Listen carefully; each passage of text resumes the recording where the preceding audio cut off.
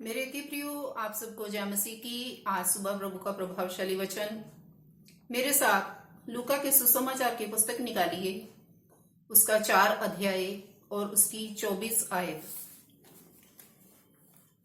और उसने कहा, मैं तुमसे सच कहता हूं, कोई भविष्यद्वक्ता अपने देश में मान सम्मान नहीं पाता। आमीन।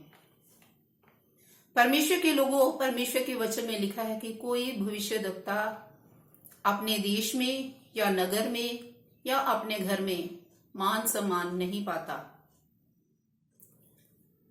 क्योंकि जिस मनुष्य को परमेश्वर ने अपनी महिमा के लिए इस संसार में से अलग किया है, चुन लिया है, वो लोग जब उस मनुष्य को देखते हैं कि वो हमारे ही शहर का, हमारे ही नगर का, या हमारे देश का ही वो इंसान है, और वो उसके अंदर जब उसके बारे में वो ये नहीं सोचते कि परमेश्वर ने उसको चुन लिया है, बल्कि वो उसके पिछले जीवन के बारे में उसको देखते हैं कि ये इंसान ऐसा था, या ये काम करता था, वो काम करता था।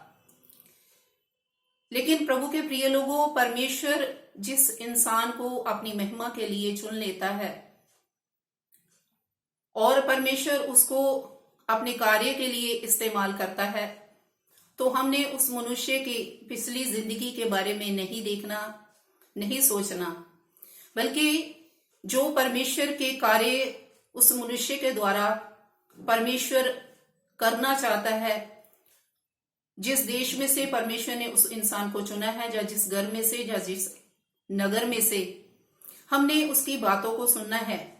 जो परमेश्वर उस इंसान के द्वारा, उस मनुष्य के द्वारा या भविष्यद्वक्ता के द्वारा अपनी बातों को उन लोगों के लिए कहता है, हमने उस भविष्यद्वक्ता की बातों को सुनना है कि वो कौन सी बातें हमारे साथ करना चाहता है, परमेश्वर का हमारे लिए क्या संदेश है। लेकिन लोग परमेश्वर के उस जन का, उसकी बातों पर विश्वास नहीं करते और उसका आदर सम्मान नहीं करते। लूका 10 अध्याय उसकी 16 वचन में लिखा है कि जो तुझे तुच्छ जानता है वह मुझे तुच्छ जानता है, और जो मुझे तुच्छ जानता है वह मेरे भेजने वाले को तुच्छ जानता है। प्रभु के प्रिय लोगों, हमने उस परमेश्वर के बातों को उस मनुष्य के द्वारा हमने सुनना है, और हमने विश्वास करना है कि सचमुच परमेश्वर ने उस इंसान को अपनी महिमा के लिए चुना है, अपने कार्य के लिए चुना है। हमने उसका आदर करना है, उसका सम्मान करना है, क्योंकि परमेश्वर उस मनुष्य के द्वारा उसके देश का और उसके घर का, उसके नगर का उद्धार करना चाहता है। परमेश्वर की उस देश के लिए बहुत बड़ी योजनाएं हैं, इसलिए परमेश्वर के उस चुने हुए दास के द्वारा, उस भविष्यद्वक्ता के द्वारा हमने उस परमेश्वर की बातों को सुनना है, और उस भविष्यद्वक्ता का, परमेश्वर के चुने हुए दास का या दासी का हमने आदर करना है, सम्मान करना है। क्योंकि यदि हम उसका आदर और सम्मान करेंगे, चाहे वो छोटा दास है, चाहे वो बड़ा दास है, तो परमेश्वर कहते हैं कि उसको प्रतिफल जरूर मिलेगा।